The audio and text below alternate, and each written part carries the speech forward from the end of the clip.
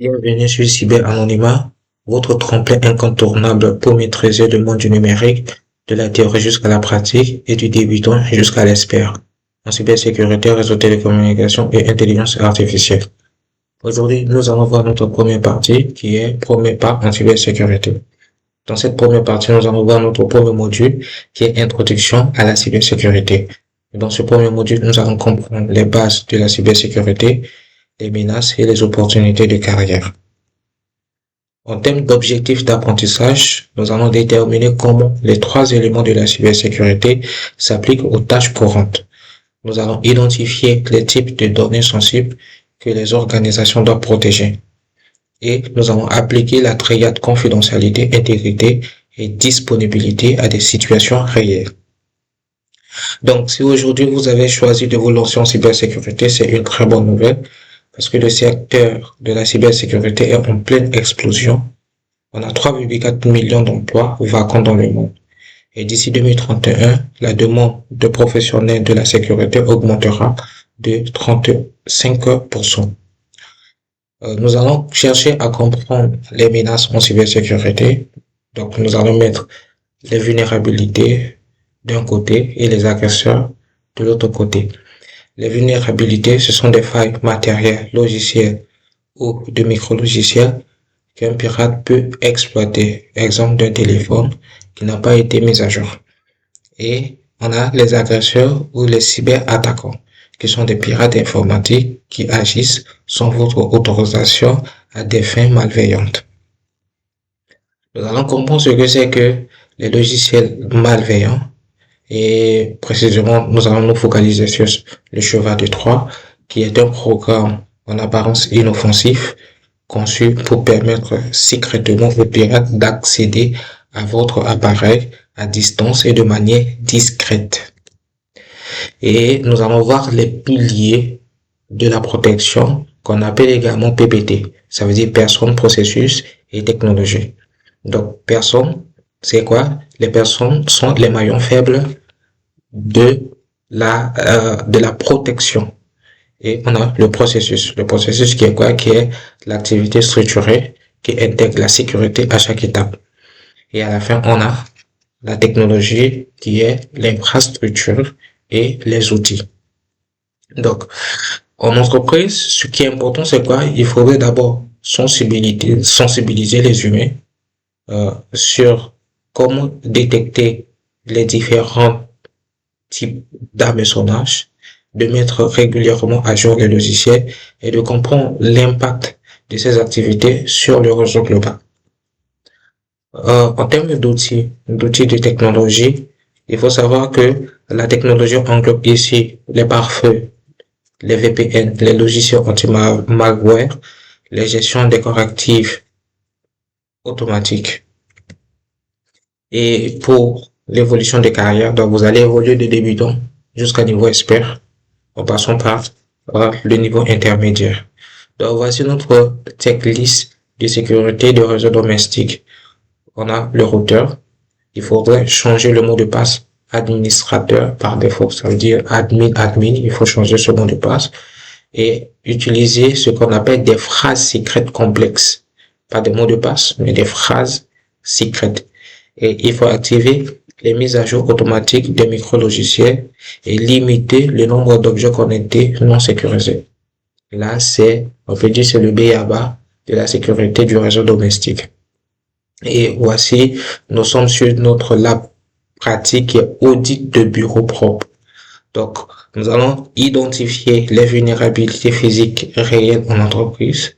Donc, pour ce faire, l'exercice consiste à parcourir l'espace de travail à la recherche d'indices, session PC non vulnérable, non verrouillé, poste ID avec mot de passe, documents sensibles laissés sur l'imprimante. En petit 2, noter chaque faille découverte sans toucher au matériel. Proposer une mesure corrective basée sur le modèle PPT, ça veut dire personne, processus et technologie. Donc, voici notre correction. Donc, nous allons, pour cette correction, nous allons donner 3 cas. Voilà. 3 cas qui vont nous permettre d'analyser notre situation en profondeur. Donc, cas numéro 1, c'est quoi? C'est la session d'ordinateur restée ouverte et non surveillée. Donc, ici, qu'est-ce que nous allons découvrir en tant que faille? Donc, on a un employé est parti en pause ou en réunion en laissant son écran allumé et sa session active. Donc, quel est le risque lié à ce problème?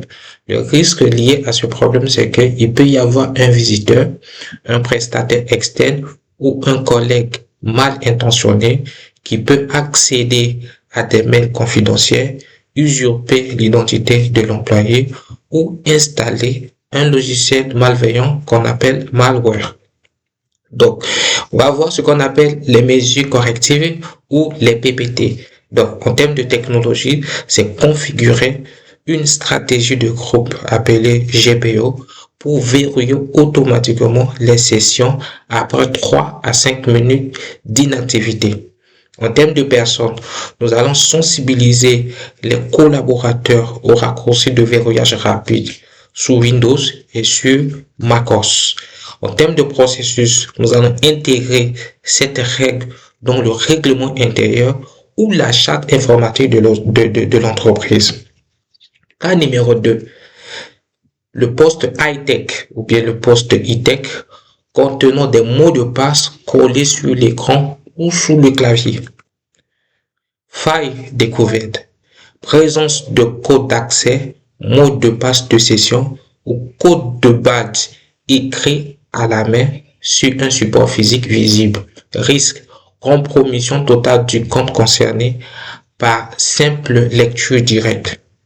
Mesure PPT, en termes de technologie, c'est déployer un gestionnaire de mots de passe d'entreprise.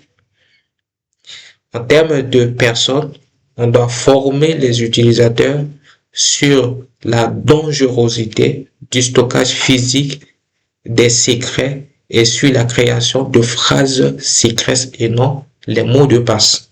En termes de processus, il faudrait réaliser des audits de sécurité physique réguliers à l'improviste avec destruction immédiate des notes trouvées. Donc, voici notre dernier cas qui est cas numéro 3, des documents confidentiels laissés sur le bac de l'imprimante partagée. Faille découverte, c'est des listes de clients, des fiches de paie, des contrats ou plans stratégiques imprimés et abandonnés dans l'espace commun. Risque, fuite de données massives auprès des personnes non autorisées à les consulter. Donc maintenant, au niveau des mesures PPT, on va sur la technologie, ça veut dire mettre en place l'impression sécurisée par badge ou par code. En termes de processus, on doit instaurer une politique stricte de zéro papier ou de destruction immédiate au sein de l'entreprise. En termes de personnes, donc, on doit rappeler aux équipes de ne laisser des impressions que de ne lancer des impressions que lorsqu'ils sont prêts à aller les chercher. Nous vous remercions pour le suivi de ce programme et à bientôt. Merci.